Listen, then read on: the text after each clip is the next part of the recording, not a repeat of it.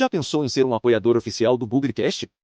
Para estender nossa relação e fazer o BugriCast ainda mais completo, criamos alternativas para que você seja nosso parceiro em 2026. Se você quer ser um contribuinte regular, clique no botão Seja Membro do YouTube e escolha um dos planos disponíveis. Eles variam de R$ 4,99 a R$ 14,99 por mês. E tem promoção de estreia. Quando atingirmos 30 membros ativos no YouTube, faremos um sorteio de uma camisa oficial do Guarani, na cor branca, usada na temporada 2024. Agora, se você pretende fazer apenas uma contribuição pontual, faça um Pix de qualquer valor para podcastbugricast@gmail.com. Todo o valor arrecadado será revertido para investimentos no canal. Apoie o BugriCast para continuar sendo o podcast da família Bugrina.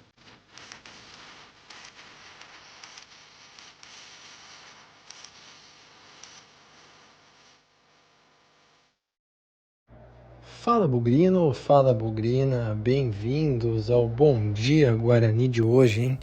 Hoje é terça-feira, dia 24 de fevereiro de 2026.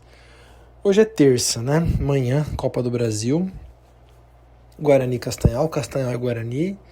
A gente estava aí com muitas dúvidas sobre a transmissão da partida e o GE.com vai transmitir o jogo no seu site. Então, a partir das 3h15, teremos imagens, enfim, desse jogo que pode ser polêmico, hein? Mas se o Guarani é amplamente favorito contra o time do Castanhal. Lembrando, empatou pênaltis, quem ganhar passa. E assim torcemos para o Guarani ir para a terceira fase da Copa do Brasil. Mas o tema do Bom Dia Guarani hoje não é Copa do Brasil, não é o Castanhal, não é a GETV, não é o jogo com imagens, mas são os outros campeonatos, né? Primeiro, a Série C. Ontem foi, enfim, divulgada a tabela da Série C. O Guarani estreia ou 4, ou 5, ou 6 de abril. Então aí temos praticamente 40 dias, um pouquinho mais, 45 quase, até a estreia na Série C. E já sabemos que vamos até o Maranhão enfrentar o Maranhão, time recém-promovido aí da Série D. Até teve muita brincadeira nos grupos do WhatsApp, né? Nós vamos enfrentar o Maranhão no Maranhão com o atacante Maranhão jogando pelo Guarani. Não sabemos se vai acontecer porque o Maranhão é mais um dos frequentadores da salinha, vamos colocar outro nome aí, eu vi o pessoal nos comentários da salinha Giovanni Augusto, né? Que é o nome, ironicamente, que batiza o departamento médico do Guarani, aqueles jogadores que não saem de lá. O Maranhão está mais uma vez sem condições de jogo. Então vamos jogar contra o Maranhão na estreia, depois Volta Redonda e Itabaiana no Brinco, e assim vai se desenrolando a tabela, né? No fim das contas, quando saiu a tabela do Paulistão, fiquei extremamente preocupado, que eu achei uma tabela difícil, uma tabela complicada no começo. Essa, não vou dizer que tá fácil, mas é um começo muito acessível para o Guarani. Nos primeiros 7 jogos, acho que o Guarani tem uma viagem mais longa, que aí é a estreia contra o Maranhão. Depois tem o Maringá no Paraná, depois tem alguns jogos no Brinco de Ouro.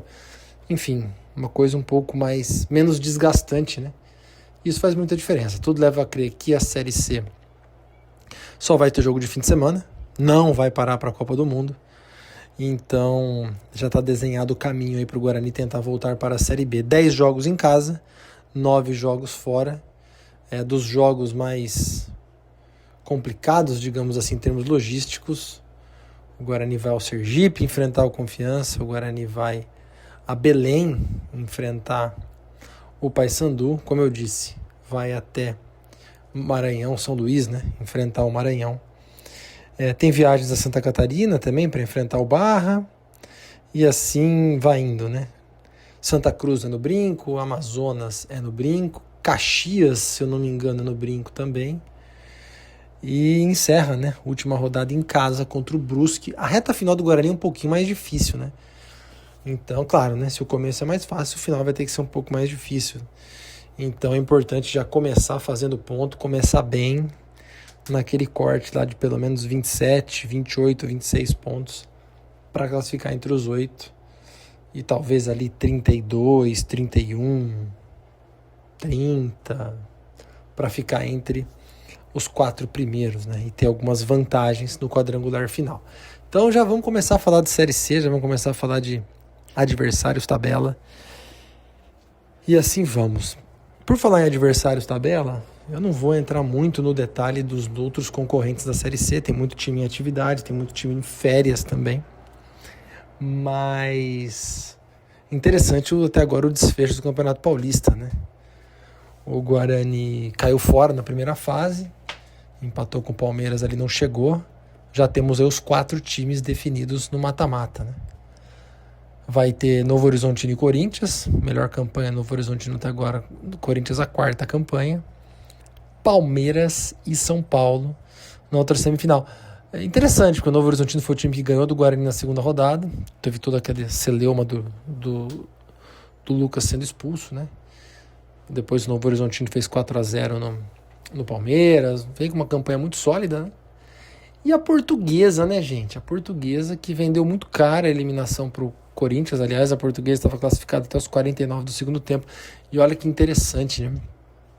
A Portuguesa segurou o empate com o Corinthians e perdeu nos pênaltis. A Portuguesa ganhou do São Paulo no Morumbi.